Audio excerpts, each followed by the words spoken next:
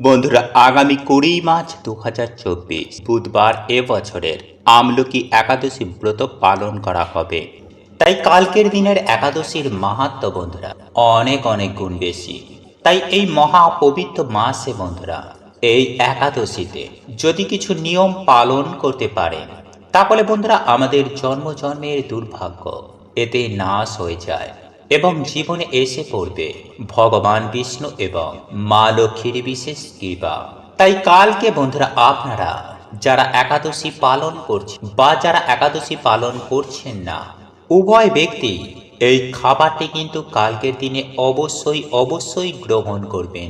তাহলে আপনারা সারা বছর সুস্থ ও নিরোগ থাকবেন। ঠিক তেমনই নতুন বছরে অর্থ, সুখ, শান্তি, সৌভাগ্যে আপনার জীবন ভরে উঠবে। বন্ধুরা, যখন আমরা পুজো আরাধনা করি বা ভগবানের ধ্যান জপ সাধনা করি কিংবা যে কোনো ধরনের ব্রত রাখি না কেন, আমাদের মনে কিন্তু একটি প্রশ্ন ওঠে যে ভগবান কি আমাদের প্রার্থনা শুনলেন? তিনি কি আমাদের মনোবাসনা মনস্কামনা পূর্ণ করবেন? আসলে বন্ধুরা, আমরা যখন পুজো আরাধনা করতে বসি তখন কিন্তু ভগবান আমাদের কিছু না কিছু অবশ্যই সংকেত দেন। কারণ ভক্তের ডাকে ভগবান ভক্তের বাড়িতে ছুটে আসেন।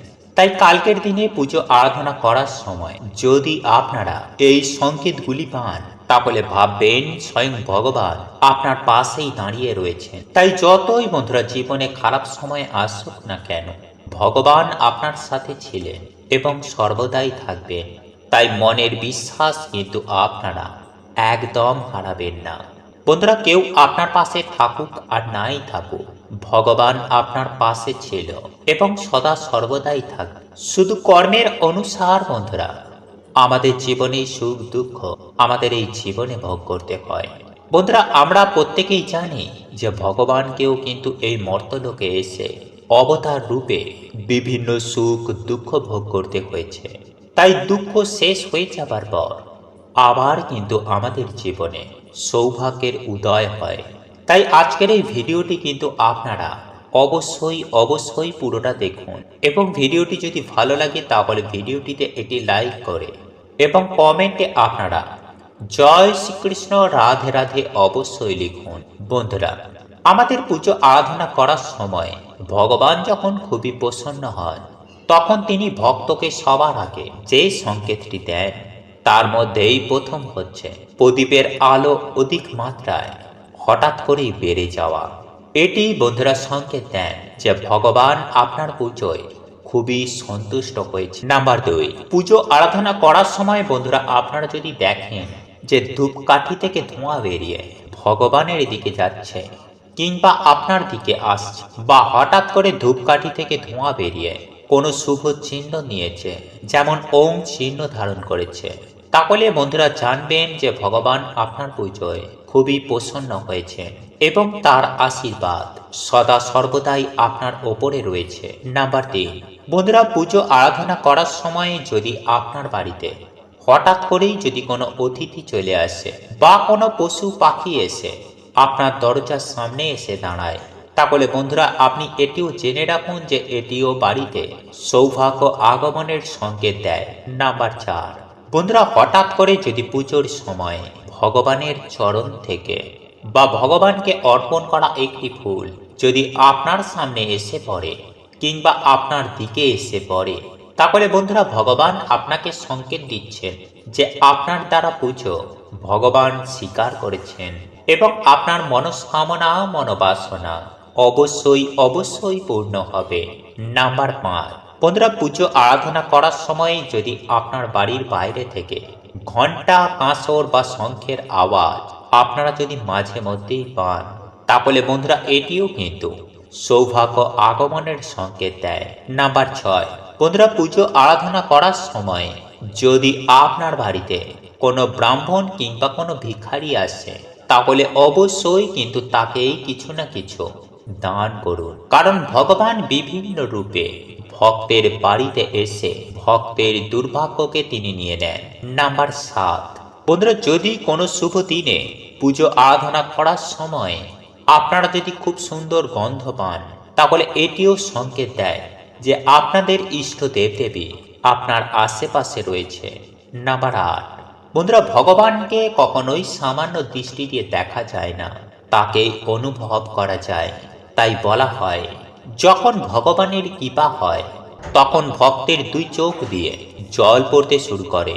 তাই যদি বন্ধুরা আপনাদের পুজো আরাধনা করার সময় বা কোনো মন্দিরে গেলে কিংবা নাম কীর্তন শুনলে আপনাদের দুই চোখ দিয়ে জল চলে আসে, তাহলে বন্ধুরা ভাববেন যে ভগবান আপনার সাথে এবং আপনার পাশে সদা সর্বদাই রয়েছে এবং তার বিশেষ কৃপা সদা সর্বদাই আপনার পাশে থাকবে। বন্ধুরা, শাস্ত্র বলছে যে একাদশীর দিনে যে এই খাবারটি গ্রহণ করে তারা অত্যন্তই ভাগ্যশালী হয়। এতেই মা লক্ষ্মীর বিশেষ কৃপায় মানুষের সকল দুর্ভাগ্য দারিদ্রতা রাতারাতি নাশ হয়ে যায়। এবং আজ রাতে বন্ধুরা আপনারা পারলে অবশ্যই একটি 1 টাকার কয়েন আপনার গৃহের এই স্থানে লুকিয়ে রেখে দিন। এতে আপনাদের আর্থিক কষ্ট, অর্থের অভাব নতুন বছরে আর আপনাদের জীবনে থাকবে না। দেখবেন মা লক্ষ্মীর আশীর্বাদ ও কৃপায় আপনাদের বাড়িতে কেমন ধনধান্যে পরিপূর্ণ হয়ে উঠেছে। তাই মা লক্ষ্মীর আশীর্বাদ ও কৃপা পেতে আপনারা ভক্তি মনে বন্ধুরা ভিডিওটি অবশ্যই পুরো দেখুন। নাম্বার 1, বন্ধুরা আজকের দিনে তুলসী মঞ্চে প্রদীপ দেখানো, জল অর্পণ করা, ভগবান বিষ্ণুর মন্ত্র জপ করায় সেই ব্যক্তির বাড়ি থেকে সকল দুর্ভাগ্যের নাশ হয়ে যায়। কারণ বন্ধুরা এই কার্যে আজকের দিনে মা লক্ষ্মী এবং ভগবান বিষ্ণু অত্যন্তই প্রসন্ন হয় এবং সেই বাড়িতে তিনি বিশেষ কৃপা করেন। কিন্তু যে বাড়িতে বন্ধুরা আজকের দিনে আমিষ, পেঁয়াজ, রসুন, মদ্যপান, ঝগড়া ঝামেলা, অশান্তি যে বাড়িতে বেশি করে হয় সেই বাড়ি থেকে মা লক্ষ্মী গৃহ ত্যাগ করেন। তাই আজকের দিনে বন্ধুরা আপনারা কিন্তু এই ভুলগুলিকে একদম করবেন না। এবং কালকে দ্বাদশীর দিনে আপনারা কিন্তু তুলসী পত্র ভুলেও চয়ন করবেন না। আজকের দিনে তোলা তুলসী পত্র আপনারা কালকে ভগবানকে ভোগে নিবেদন করবেন। নাম্বার 2, তাই বন্ধুরা আপনারা আজকের দিনে সন্ধ্যাবেলায় ভালো করে হাত পা ধুয়ে পারলে একটি সাদা বা হলুদ বস্ত্র পরিধান করে আপনারা প্রত্যেক দিন যেমন সন্ধ্যা আরতি করেন, তুলসী মঞ্চে যেমন ভাবে আপনারা প্রদীপ দেখান, ঠিক তেমনই ভাবে আপনারা বাড়ির মধ্যে একটি প্রদীপ ধরিয়ে ওম ভগবতে বাসুদেবায় নমঃ এই মন্ত্রটি বলে তুলসী মঞ্চে গিয়ে এই প্রদীপ দেখিয়ে আপনারা মাতা তুলসী মহারানীকে প্রণাম করে মাতা তুলসী মহারানীর আশীর্বাদ নেবেন। এরপর আপনারা ঠাকুর ঘরে এসে একটি ঘিয়ের প্রদীপ কিংবা তেলের প্রদীপ জ্বালিয়ে আপনারা মা লক্ষ্মী এবং ভগবান বিষ্ণুর উদ্দেশ্যে একটি 1 টাকার কয়েন এবং যে কোনো হলুদ ফুল এবং মা লক্ষ্মীর উদ্দেশ্যে লাল ফুল এবং বাতাসা এই 3টে জিনিস আপনারা মাকে অর্পণ করে একাদশীর ব্রত মাহাত্ম্য কথা, গীতা পাঠ, লক্ষ্মী পাঁচালী বা ভগবান বিষ্ণুর যে কোনো মন্ত্র আপনারা 21 বার, 51 বার কিংবা 108 বার আপনারা জপ করবেন। যেমন ওম নমো ভগবতে বাসুদেবায় নমঃ, ওম লক্ষ্মী নারায়ণ নমো নমঃ বা হরে কৃষ্ণ মহামন্ত্র আপনারা আজকের দিনে জপ করতে ভুলবেন না। এছাড়াও বন্ধুরা আপনারা আজকের দিনে ভগবানকে মাখন, নারকেল কিংবা বাতাসা নিষ্ঠা ভক্তি সহকারে ভগবানকে অর্পণ করে এই প্রসাদ আপনারা বাড়িতে সকলে মিলে তারপর গ্রহণ করুন। এতেই বন্ধুরা মা লক্ষ্মী ও ভগবান বিষ্ণু অত্যন্তই প্রসন্ন হন এবং ভক্তের জীবন থেকে সকল প্রকার দুঃখ, কষ্ট, দারিদ্রতা, দুর্ভাগ্যের নাশ করে দেয়। এবং বন্ধুরা তারপরে সেই 1 টাকাটিকে আপনারা পুজোর পর আপনাদের বালিশের মধ্যে রেখে রাতের বেলায় ঘুমিয়ে পড়বেন এবং পরের দিন আপনারা স্নান করে ভগবানের পুজো আরাধনা করার পর সেই 1 টাকাটিকে আপনারা আপনাদের মানি ব্যাগ বা সিন্ধু কিংবা লক্ষ্মী নারায়ণের চরণে সেই 1 টাকাটিকে আপনারা রেখে দেবেন। এতেই বন্ধুরা মায়ের কৃপায় আপনাদের জীবন থেকে সকল প্রকার দুঃখ, কষ্ট, দারিদ্রতা, দুর্ভাগ্যের নাশ হয়ে যাবে এবং আপনাদের পরিবারে আবার ফিরে আসবে অফুরন্ত সুখ এবং শান্তি। সুপ্রিয় দর্শক বন্ধুরা, এ কথা সত্য যে আমাদের প্রত্যেকের জীবনে টাকা পয়সার সমস্যা কিন্তু রয়েছে। অনেকের জীবনে অত্যন্ত বেশি পরিমাণে রয়েছে, আর কিছু মানুষ রয়েছে যাদের অল্প বিস্তার হলেও অর্থের প্রয়োজন কিন্তু রয়েছে। তাই আমরা প্রত্যেকেই কিন্তু অর্থ প্রাপ্তি করার জন্য কি নাই মন্দিরে যাই, ঠাকুরের পুজো আরাধনা করে থাকি। কিন্তু আমরা হয়তো অনেকেই জানি না যে এমন কিছু ছোট ছোট উপায় রয়েছে যা করে মা লক্ষ্মীকে নিজের ঘরে সারা জীবনের জন্য চিরস্থায়ী রাখা সম্ভব। দেখুন বন্ধুরা, এই ঝাঁটা বা ঝাড়ু দিয়ে বাড়ি ঘর আপনারা পরিষ্কার করে থাকেন। বাড়িতে থাকা যাবতীয় নোংরা আবর্জনা এই ঝাড়ু বা ঝাঁটার মাধ্যমে পরিষ্কার করা হয়। কিন্তু বন্ধুরা, শুধুমাত্র কি ঘর বাড়ি পরিষ্কার করা হয় এই ঝাড়ুর মাধ্যমে? তা কিন্তু নয়। আসলে আমাদের গৃহে যেসব নেগেটিভ এনার্জিগুলি রয়েছে, বাজে নেগেটিভ এনার্জি সৃষ্টি করছে, সেইরূপ জিনিসগুলিকে আমরা ঝাড়ু বা ঝাঁটার মাধ্যমে বাইরে বার করে দিয়ে থাকি। তথা এই ঝাড়ু বা ঝাঁটার মাধ্যমে আপনারা গৃহের অলক্ষ্মীকে বিদায় জানাচ্ছেন।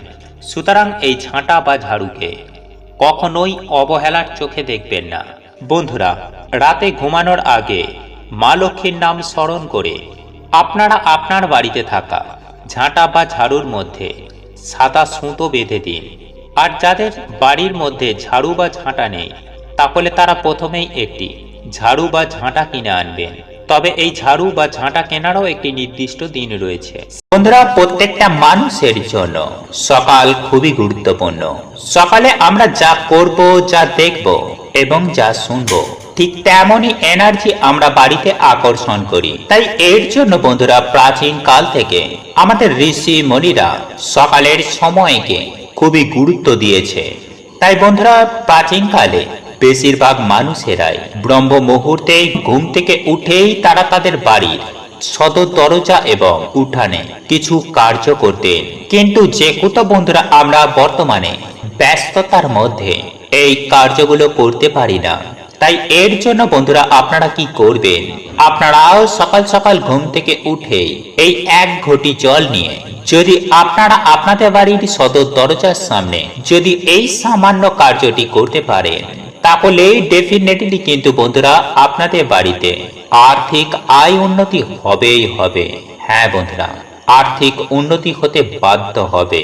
আপনাদের বাড়িতে আবার সুখ শান্তি ফিরে আসবে। কারণ বন্ধুরা, এই সামান্য কাজটি আমাদের বাড়ি থেকে সমস্ত রকম গ্রহ দোষ কাটিয়ে দেয়। ঠিক তেমনি নেগেটিভ ঊর্জাকে বাড়ি থেকে বার করে দেয়।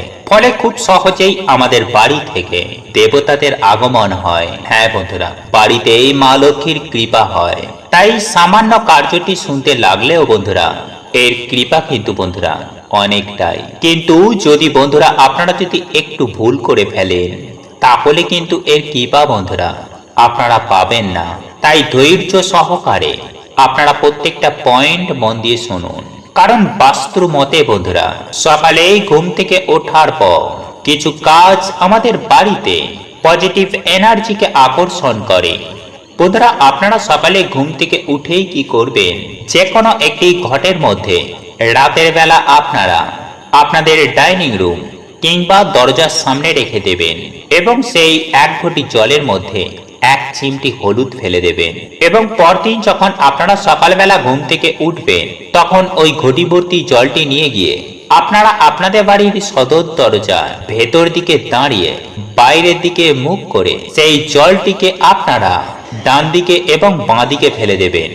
এতে বন্ধুরা আপনাদের বাড়ি থেকে গ্রহ দোষ কাটবে। এবং প্রতিনিয়ত আপনারা যদি এই প্রক্রিয়াটি করতে পারেন, তাহলে আপনাদের ডেফিনেটলি আর্থিক আয় উন্নতি হবেই হবে। কারণ বন্ধুরা এই উপায় বা ক্রিয়াটি এতটাই শক্তিশালী যে কিছুদিনের মধ্যে বাড়িতেই স্বয়ং মা লক্ষ্মীর আগমন হয়। বন্ধুরা, আমরা সকালে ঘুম থেকে ওঠার পর আমাদের সদর দরজা বা উঠোনে ঝাড় দিই। কিন্তু বন্ধুরা আপনারা কি করবেন, শনিবার ও রবিবার ঝাড় দেবার আগে সেই জায়গায় আপনারা একটি ঘটিতে জল ভরে তার মধ্যে কিছুটা লবণ মিশিয়ে সেই জলটি ঢেলে দিয়ে তারপর ঝাঁট দেবেন। এতেই যদি বন্ধুরা কেউ আপনাদের বাড়িতে কোনো রকম ক্ষতি করে থাকে, তাহলে কিছুদিনের মধ্যে সেই ক্ষতি বা সেই নেগেটিভ এনার্জি তাদের বাড়িতে রিটার্ন চলে যাবে। বন্ধুরা, মঙ্গলবার ও শনিবার আপনারা একটি আসনে বসে একটি পাত্রে কিছুটা জল নিয়ে সন্ধ্যাবেলায় বা স্নান করে আসার পর হনুমান চালিসা কিংবা দুর্গা চালিসা বা মহামৃত্যুঞ্জয় মন্ত্র পাঠ করে সেই জলে আপনারা 3 বার ফুঁ দিয়ে আপনারা সেই জল একটি ময়ূরের পালকের মাধ্যমে সারা বাড়িতে ছিটিয়ে দিন। এই প্রক্রিয়াটি যদি বন্ধুরা আপনারা রোজ করতে পারেন তাহলে তো খুবই ভালো, কিন্তু যদি করতে না পারেন তাহলে অন্ততপক্ষে শনিবার ও মঙ্গলবার এই প্রক্রিয়াটি করতে একদম ভুলবেন না। এছাড়াও বন্ধুরা আপনারা এই মন্ত্রটি কিন্তু একদম চেঞ্জ করবেন না, অর্থাৎ আপনি যদি এই উপায় বা ক্রিয়াটি করার জন্য হনুমান চালিসা পাঠ করেন তাহলে প্রত্যেকটা দিন হনুমান চালিসা পাঠ করেই আপনারা এই উপায় বা কার্যটি করবেন।